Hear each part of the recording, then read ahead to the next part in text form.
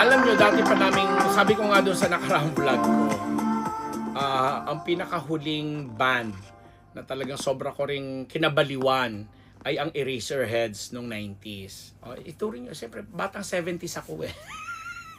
Tapos minahal ko yung 90s. Tapos it took almost 2 decades o 2 decades na appreciate ko ulit itong SB19. Pero isa pang Eraserheads na makakatapat. Oo, hindi ko alam kung manonood muna ako ng May 30 kasi may June 1 ako na SB19, no.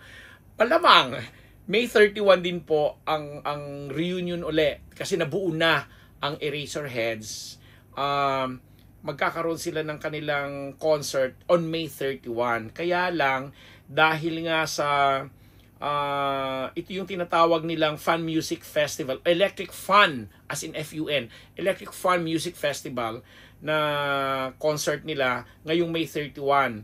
Ito yung pinaka, anong tawag dito, parang pagbabalik nila sa limelight. But the thing was, may nangyari just 2 weeks, less than 2 weeks ago, regarding sa kanilang lead guitarist na si Marcus Adoro, na may mga akusasyon sa kanya. May isang netizen na nag-aakusa sa kanya na di umano'y nung high school siya ni-rape, that's the term na ginamit, ni-rape siya nito ni Marcus Adoro, and parang hindi daw niya masikmura na every time na nakikita niya sa mga social media pages, lalo na sa Facebook, lalo pat nagpo-promote nitong kanilang mangyayari Electric Fun Music Festival sa May 31, parang nanunumbalik daw sa kanya yung nangyari. So akusasyon pa lang yon, wala pa namang pinafile na kaso or what, pero ang lead singer nilang si Ellie Buendia, ang ating kaibigan at schoolmate na si Ellie Buendia, ay nagdesisyon na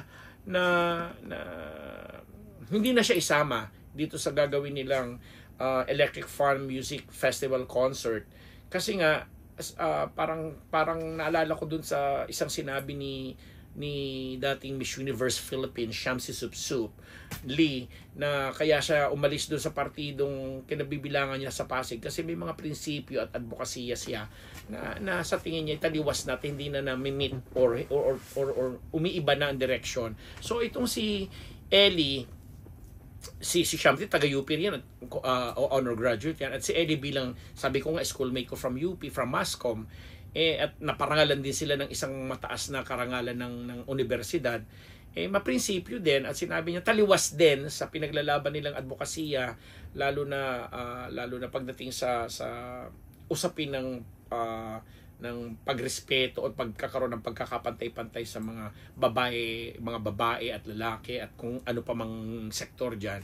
Kaya napag-isisyon na, although sabi nga natin akusasyon pa lang ito, wala namang kasong final pa yung nag-aakusa, pero nagdesisyon na si Ellie na siguro baka habang tumatagal ito, mas lumalim plan, lumala pa, kaya nagdesisyon na siya bilang lead ng grupo na wag na munang isama itong kanilang lead guitarist na si Marcus Adoro, na eventually nga, na dati pa siya, actually nung bago pa mag-pandemic, nababalitaan ko na yun kasi may isang indie actress na naka-live-in niya yata o naka-partner niya na nag-akusa din sa kanya ng pambubugbog na parang battered wife siya o partner, bla bla bla bla.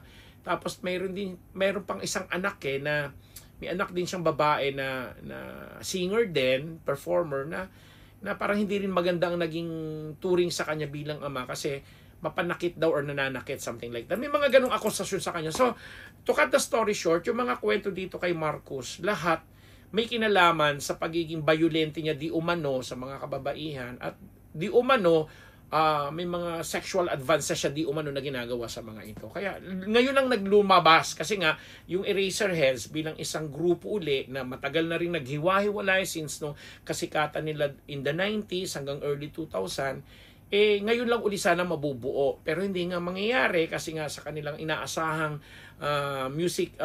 Electric Fun Music Festival sa May 31, kulang pa rin sila, hindi pa rin kumpleto dahil yung kanilang lead guitarist malamang palitan ng iba, kumbaga sa original casting.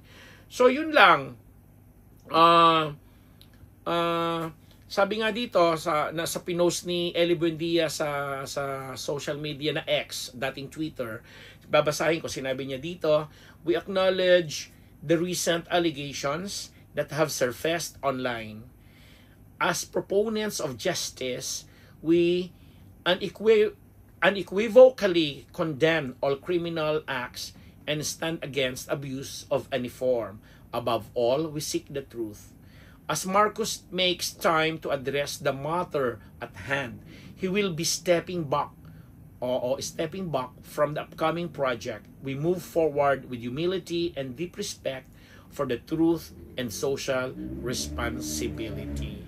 Yun yung buong sinabi ni Ellie Buendia. Kaya sa mga kapwa ko fans, sa supporters, at talaga nabaliw din for a while or for minsan sa mga buhay natin na talaga namang niyakap natin at itinuring nating mga kanta ng Eraserheads ay bahagi ng buhay natin. Nakakalungkot itong balitang ito. Pero sabi nga ni Ellie, dahil sa usapin ng justice, dahil sa usapin ng mga proponent nga sila ng justice, kinukundin na nila ang mga ganong criminal acts and stand against the abuse of any form.